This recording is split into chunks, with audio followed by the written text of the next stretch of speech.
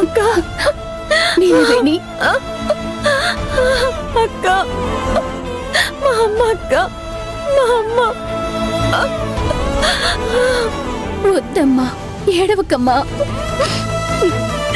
నాకేం చెప్పాలో కూడా అర్థం కావట్లేదు నీలవేణి. ఈ వయసులో ఇలా నడుచుకోవడం నేనెవ్వరిని చూడలేదు, విన్నది కూడా లేదు.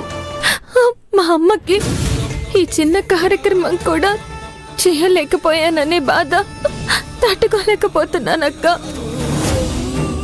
అన్ని చెల్ల చెదురు చేసేసి ఇలా నాశనం చేయడానికి వీళ్ళకి మనసు ఎలా వచ్చిందక్క?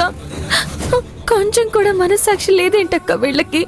అవన్నీ ఉన్నట్టయితే ఇలా చేస్తారా? ఇక్కడ ఇవన్నీ చెయ్యకూడదు, అన్ని తీసుకుని బయటకు వెళ్ళిపో అని అన్నట్టయితే నేను వెళ్ళిపోయేదాన్ని కదక్క. నేను గొడవ వద్దనే కదా చూశాను, కానీ ఇలా చేశారక్క.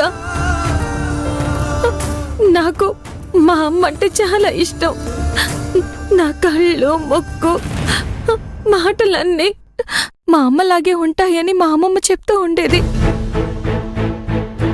ప్రతి సంవత్సరం ఇలా చేస్తున్నప్పుడు ఆ రోజంతా మా అమ్మ నాతోనే ఉన్నట్టు అనిపిస్తుంది. తను నాతో మాట్లాడుతున్నట్టే ఉంటుంది. ఈ రోజు ఉదయం లేచినప్పుడు కూడా మా అమ్మ గొంతు నాకు వినపడిందక్క. అలా అంటే మా అమ్మ ఆత్మ ఎక్కడో ఉన్నట్టే కదా. జరిగిందంతా మా అమ్మ చూసుంటుంది కదక్క. ఊరుకోమ్మా, మనసుకి చాలా బాధగా ఉందక్క. ఊరుకోమ్మా, ఏడవకు. వదిలేయమ్మా, వదిలే.